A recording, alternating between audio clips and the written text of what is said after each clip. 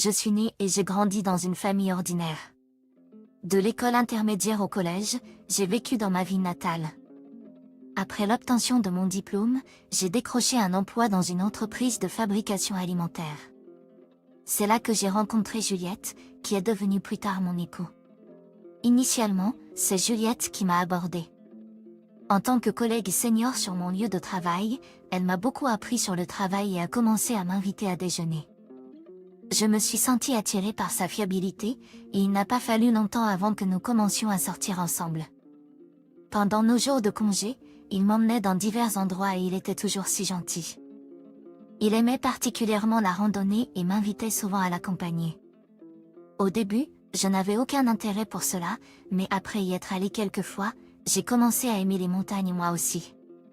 Il a dit, et si on allait dans les montagnes? Les montagnes ne sont-elles pas géniales? J'ai répondu, oui, elles le sont. Je me sens bien mieux que je ne l'aurais pensé. Je pense que m'immerger dans la nature une fois par semaine a guéri mon âme fatiguée par le travail. Nous avons escaladé diverses montagnes ensemble et pris beaucoup de photos. Après une relation de 3 ans, nous nous sommes mariés. Nous avons été bénis avec 2 enfants, un fils que nous avons nommé Alexandre et une fille que nous avons nommée Ellie.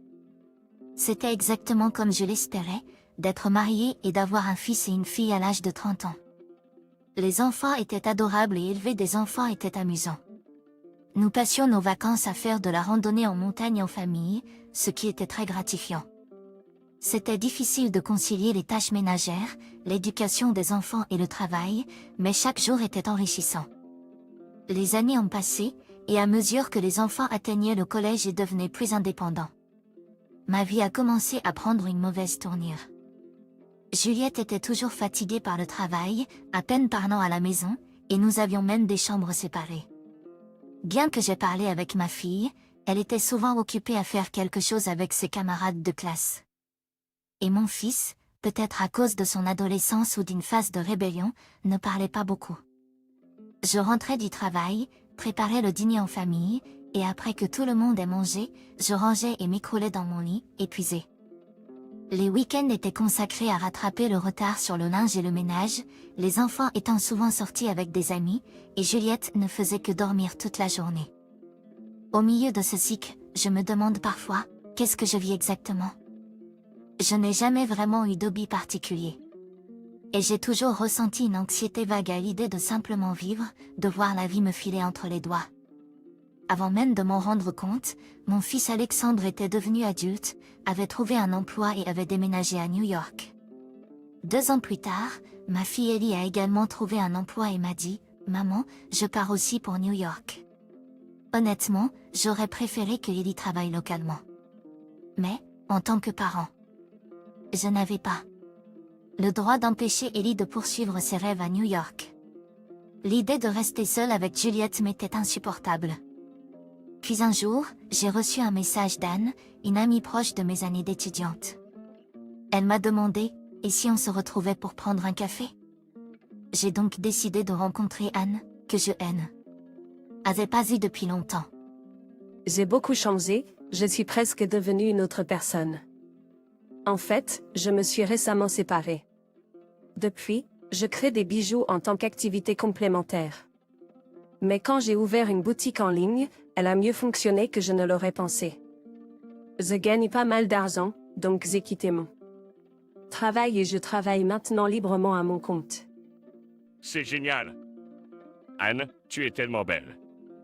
C'est sûrement parce que tu fais ce que tu aimes, je lui ai dit.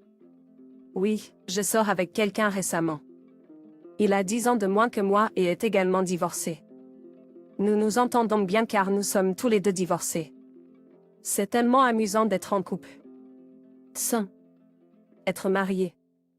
Il m'emmène en rendez-vous dans des endroits différents, et même quand nous ne sommes pas ensemble, rester en contact est agréable.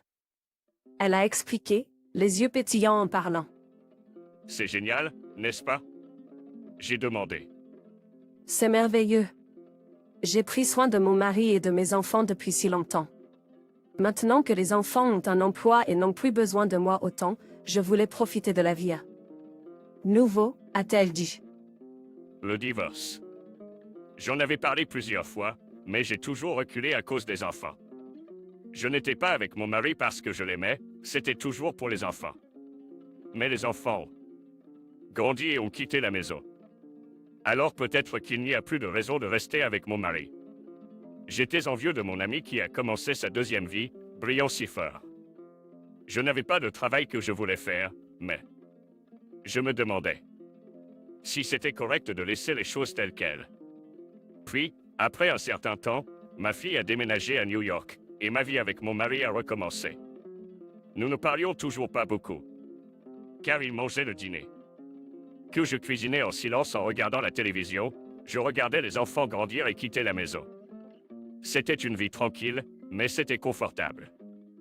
Nous ne parlions toujours pas beaucoup. En mangeant le dîner que je cuisinais en silence en regardant la télévision, je me demandais pourquoi je l'avais épousé. Un jour, en feuilletant un magazine, je suis tombée sur un article sur une école de yoga. Cela semblait bon pour la santé, et je manquais d'exercice ces derniers temps, alors peut-être que je vais essayer. Juste après, j'ai acheté des vêtements de yoga et j'ai commencé à fréquenter une école de yoga. À ma grande surprise, j'ai vraiment accroché au yoga. À ce stade de ma vie, je me suis dit que j'avais enfin trouvé quelque chose qui me passionnait. Les week-ends, je consacrais tout mon temps à l'école et je pratiquais le yoga à la maison sur mon tapis. Graduellement, j'ai commencé à penser à me lancer dans une carrière de yoga.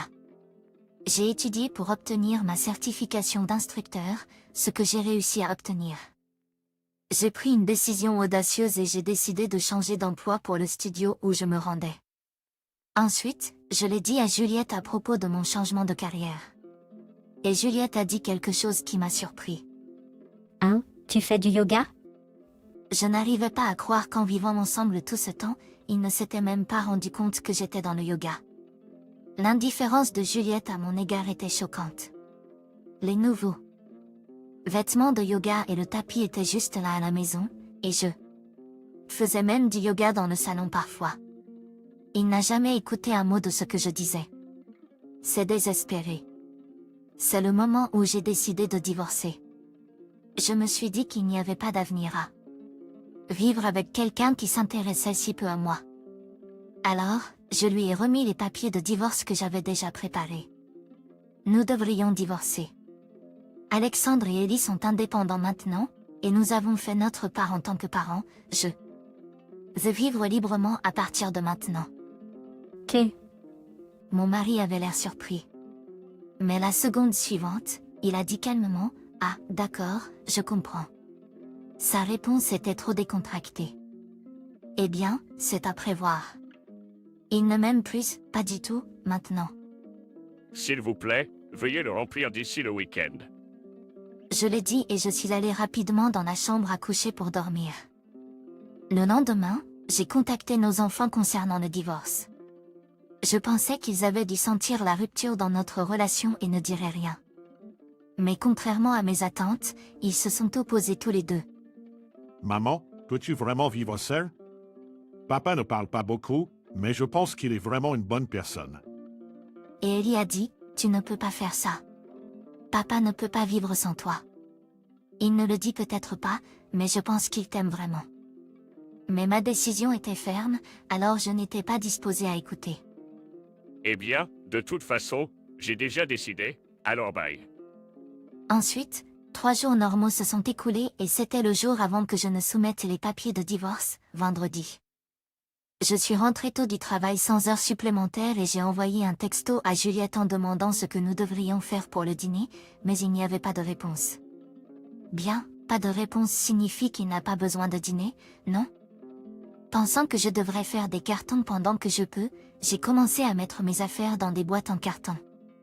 Il n'y avait toujours pas de contact de Juliette après 21h, puis 22h. Commençant à m'inquiéter, j'ai appelé son téléphone portable à plusieurs reprises, mais cela ne s'est pas connecté. Que peut-il se passer? Est-ce un accident? Mon esprit a commencé à s'emballer avec des possibilités effrayantes. C'est à ce moment-là que j'ai remarqué que la chambre de Juliette était légèrement ouverte, ce qui a attiré mon attention, et j'ai décidé de jeter un coup d'œil à l'intérieur. Je n'étais pas entrée dans la chambre de Juliette depuis de nombreuses années. Le moment où j'ai ouvert la porte, j'ai poussé un cri fort. Non, qu'est-ce que c'est? Des photos étaient éparpillées dans toute la pièce. Elles étaient du passé, des photos de nous en randonnée. Ensemble, et avec les enfants. Elles étaient du passé, des photos de nous en randonnée ensemble, et avec les enfants. Sur ces photos, nous avions l'air si heureux, souriants, sans imaginer un avenir comme celui-ci. Non. Qu'est-ce que c'est? Sur le bureau, je ai vu une lettre que je lui avais donnée à Kenny à son anniversaire, à l'époque où nous étions en couple. Après avoir lu la lettre à haute voix, mon torse se sentait serré. Les mots sur la lettre étaient devenus flous. Pourrait-il s'agir de ses larmes? Mon mari avait-il regardé ces photos et cette lettre, pleurant seul dans sa chambre depuis que je lui ai dit au sujet du divorce? Le moment où cette pensée m'a traversé l'esprit, des larmes coulaient sur mes joues. Kenny, où pouvait-il être? Soudain, j'ai eu une idée. J'ai attrapé les clés de la voiture, suis montée dans la voiture et me suis dirigée vers un endroit particulier. C'était la montagne préférée de Kenny, un endroit que notre famille visitait souvent. La nuit, c'est une gemme cachée pour les rendez-vous amoureux avec une belle vue nocturne. Quand les choses allaient bien entre nous, nous y allions souvent. Arrivant au parking et regardant autour du point de vue, j'ai aperçu un homme endormi sur un banc. En m'approchant, j'ai réalisé que c'était Kenny, endormi sur le banc et toujours en costume de travail. Il y avait environ 5 ou 6 canettes de bière vides sous le banc. Kenny, ai-je dit en riant. Putain, qu'est-ce que tu fais dormir ici? Réveille-toi. Je l'ai réveillé en riant. Hein, quoi? Pourquoi es-tu ici? Nous rentrons à la maison. En disant cela, je l'ai forcé à se lever et l'ai traîné jusqu'à la voiture, rentrant à la maison. Kenny s'est bientôt rendormi à l'arrière. En conduisant, j'ai entendu des gémissements dans son sommeil depuis l'arrière. Non, ce n'est pas possible. Pas de divorce. Nous ne divorcerons pas. J'ai souri à moi-même et continué à conduire à la maison. Le lendemain, Kenny s'est réveillé et a demandé. Et comment suis-je rentré à la maison hier? Tu étais ivre et tu dormais sur la montagne, alors je t'ai ramené à la maison dans la voiture. Tu ne t'en souviens pas? Je me souviens avoir bu sur la montagne, mais c'est tout. Incroyable. Eh bien, ne soumettons pas les papiers de divorce aujourd'hui. Abandonnons l'idée du divorce. Kenny, surpris, m'a regardé. Je suis contente. Je ne pouvais juste pas supporter l'idée d'être sans toi maintenant. Des larmes commençaient à monter dans ses yeux. Mais il y a une chose que je veux te demander. Qu'est-ce que c'est? Je veux que tu m'emmènes quelque part, une fois par mois. C'est ma condition pour ne pas divorcer. C'est tout? Kenny a failli avoir l'air soulagé. J'ai retenu les larmes qui montaient et j'ai dit. Je suis désolé, j'ai réalisé quelque chose. Je voulais juste me sentir aimé par toi. Juste voulu me sentir aimé par toi. Puis Kenny est soudainement allé dans sa chambre et est revenu avec un sac en papier, me le tendant. À l'intérieur, il y avait des vêtements de yoga neufs et un tapis de yoga. Je suis tellement occupée avec le travail. Je ne pouvais pas faire attention à toi, je suis désolée. J'étais toujours juste en train de dormir à la maison. Lorsque tu as dit que tu voulais divorcer, je l'ai regretté tout jusqu'à présent. Mais je veux que tu saches, ce n'est pas que j'ai cessé de t'aimer. J'étais juste submergée par mes propres affaires. Je suis vraiment désolée. Je soutiens ton nouveau travail. Un cadeau de Kenny, ça doit faire des décennies que la dernière fois.